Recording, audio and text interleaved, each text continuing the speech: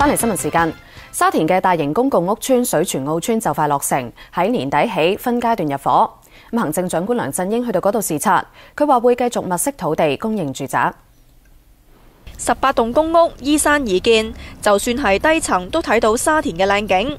由沙田圍上山嚟到佔地13公頃嘅水泉澳邨地盤，以土地面積計，水泉澳邨係而家第2大公屋地盤。原址部分土地早年曾經計劃起居屋，喺停售居屋之後空置超過10年，到09年先至落實連同附近嘅土地起公屋。落成之後有11000幾個單位，容納近3萬人。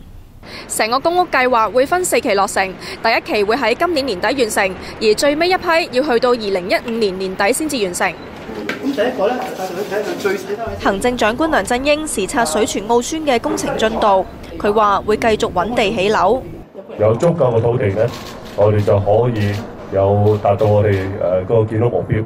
因此呢，比較根本咁解決香港長期積存落嚟嘅房屋問題。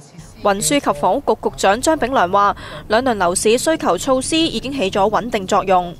咁需求管理就係我哋兩輪辣招，即係終於將個市你可以話咧順服落嚟啦。